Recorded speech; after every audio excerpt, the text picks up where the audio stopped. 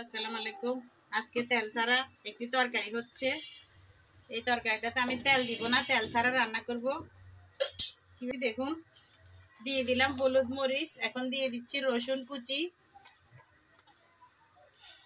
আসলে আমি দিতাম না, এখানে কিছু আগের পেঁয়াজ ছিল তাই এগুলো দিয়ে দিচ্ছি, নষ্ট হয়ে যাচ্ছে তাই দিলাম। পানির মধ্যে হলুদ মরিচ লবণ আর রসুন কুচি দিয়ে আজকে তেল ছাড়া তরকারি খাবো। এখানে নিচ্ছি ভেন্ডি, দুইটা বেগুন আর হচ্ছে বরবটি, এগুলো আজকে তেল ছাড়া হবে। তেল ছাড়া তরকারি খাবো। তেল খাইতে খাইতে পেটের ভুঁড়ি বেড়ে যাচ্ছে, তাই এখানে কিছু শুটকি ধুয়ে নিলাম, শুটকি গুলো দিয়ে দিলাম।